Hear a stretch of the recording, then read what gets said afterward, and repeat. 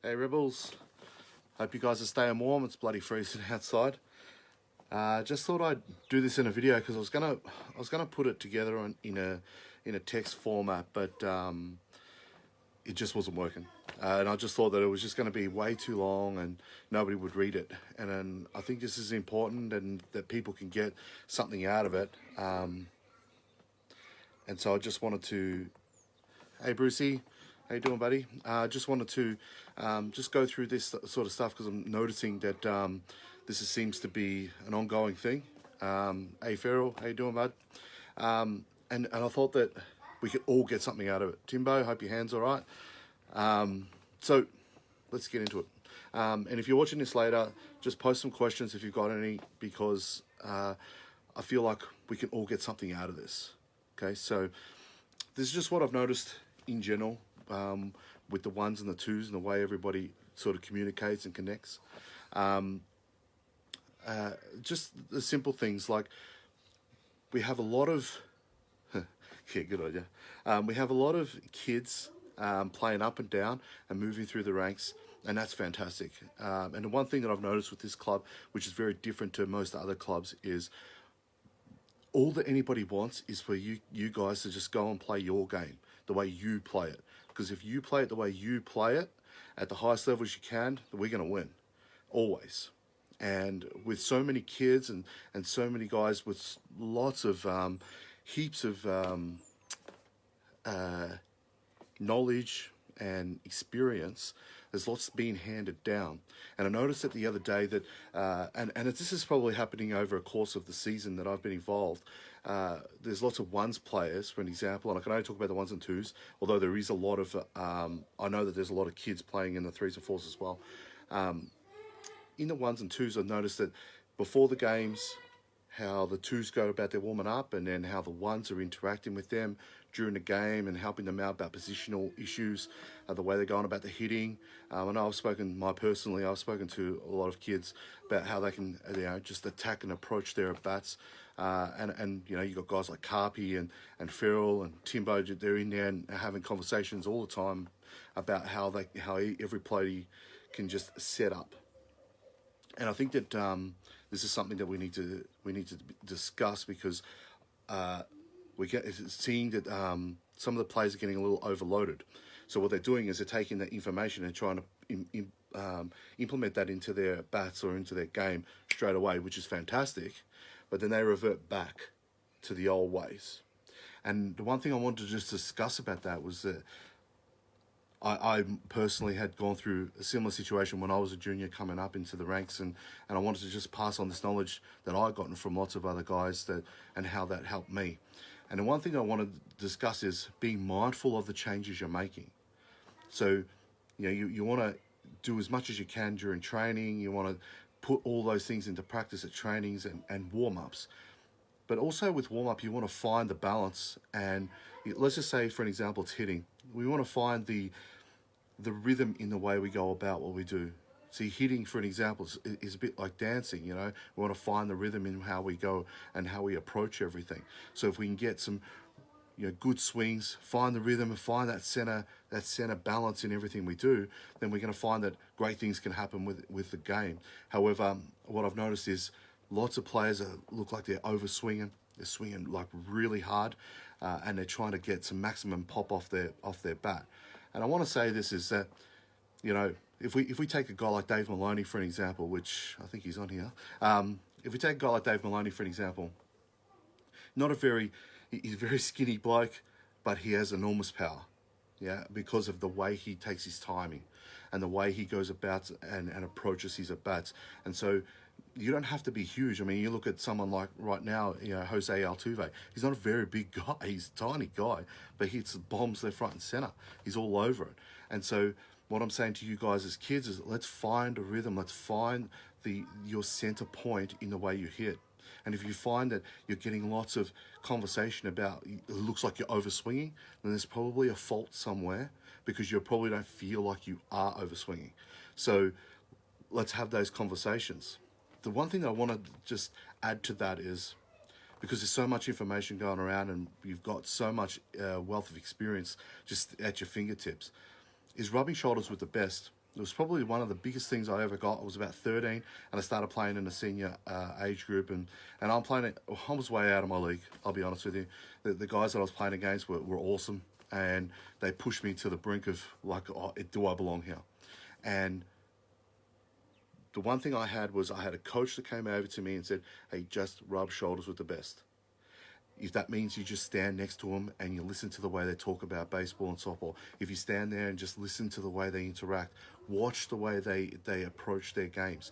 And I think that that's a big thing, because I noticed that with some of the junior players, game's over, they're gone. And I think that you get so much more out of just watching an innings or two of the ones games, or if you're playing in the fours, of the threes games.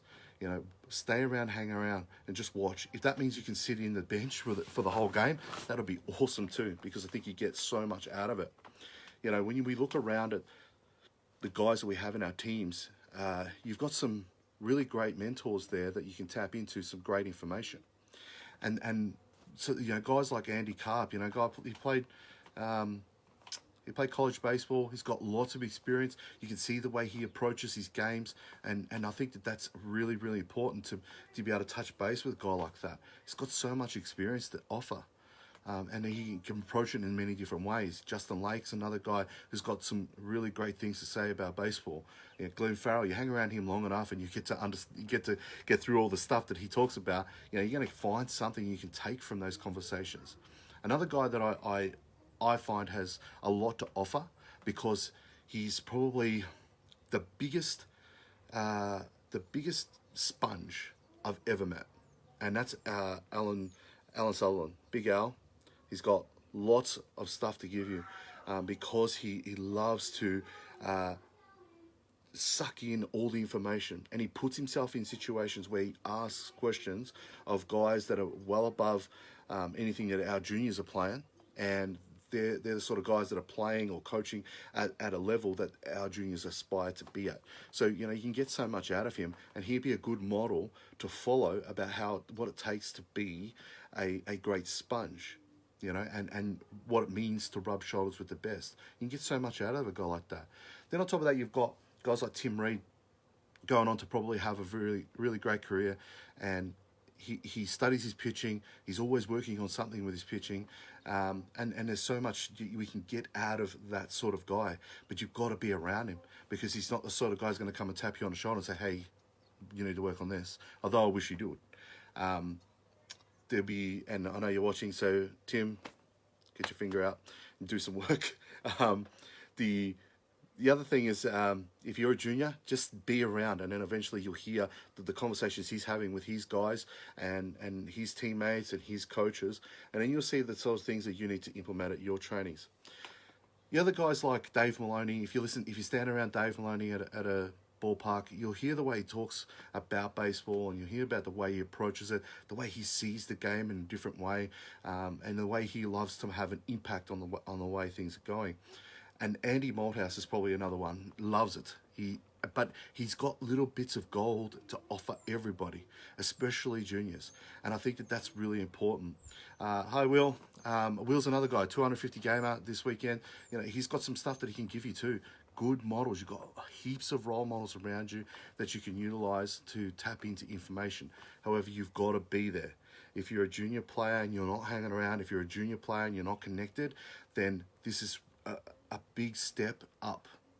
And I hope that you get the kick in the ass that you need to be able to say, okay, hey, I need to be there, whatever that is. If that means that, hey, I'm a twos player that's never really feels like that, I'm never going to be in the ones, come sit on our bench.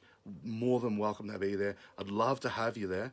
I know Farrell would love to have you there as a club coach. It'd be fantastic environment for you to learn and see how we operate, and learn and see how the boys go about their warm-ups, about how they've had to tailor their warm-ups, because this year we have, how they've had to tailor their warm-ups to suit the best standard that we can possibly deliver on a day. And that's a key thing. We don't just do the same thing every week. We go, okay, this is our surroundings, this is the space we have, this is what we need to do to be the best we can be today. And so that'll be important. Having those conversations with those guys is going to give you so much gold. So this is my next piece of advice, don't wait to put what you've learned into practice. If somebody gives you something to utilize, jump in there and do it right now. Go and mess it up. This game that we play, baseball, is a game of who fails less wins. Who fails less wins, always. So what that means is you've got to put yourself out there to be able to make the mistake and then find the middle bit, find the rhythm in it all. There was a conversation I had with one of our guys yesterday about how, and we all made a bit of a joke about it in the end, but we've got to find the rhythm in the way we go about our warm-ups, about the way we go about our hitting, and the way we go about our fielding and our throwing, our pitching, especially our pitching, has to find a rhythm. It can't be just trying to burn the ball past everybody. And you're going to learn that if you're standing around a guy like Andy Carp, who's a great utility player, because he's a pitcher, he's a hitter, and he's a great defensive player. How does he do that? You know, if you're one of those players, a junior player coming up, and you say, "Okay, I want to be a guy like that. I'm a pitcher, I can hit, and I sort of play a bit of short, play a bit in the outfield. I move really well." How does he do it? How do I take my game to the next level? He's the sort of guy you want to be talking to. Yeah, and then when he gives you the gold, go and do it. Go and completely mess it up. And then come back and say, this worked, this didn't work. Here's the questions I've got for you. If you don't have questions, then these guys can't give you answers. And very, very important to understand that. The next thing is that I think is really, really important here, and throughout my coaching career and throughout my playing career, I've learned how to implement this, is focusing on the action, not the results. So many times we see players go out there and are going for a particular result. They've been given coaching, or they've been given some type of mentorship where, hey, this is how we have to do it. This is what I love about this club. When you go to a different club, you're going to learn how to play their brand of baseball. So let's say, for an example, I played a fair while at Watsonia Baseball Club. They have a particular way of going about their thing. Now, in a bigger club, what you're going to get is you're going to find that the guys that could be mentoring you aren't going to do that because they want to be better than you. So they're not going to give. Craig, how you going, buddy? They're not going to give as much because they're afraid of you taking their spot. We're here, we just want the best that we can give you. We want you to go on and go do some great things. And I know that that's one of those mantras that the club has, because every guy at the top level, from the committee down, are looking at this. We've got this great kid. We need to give him a shot. Ryan played yesterday in the ones. He was a great choice because, hey, we need to give this kid something. It's his turn. It's his turn to go and do something great. And if we're not, then not giving to him, then we're not doing the best that we can as a club to support that player.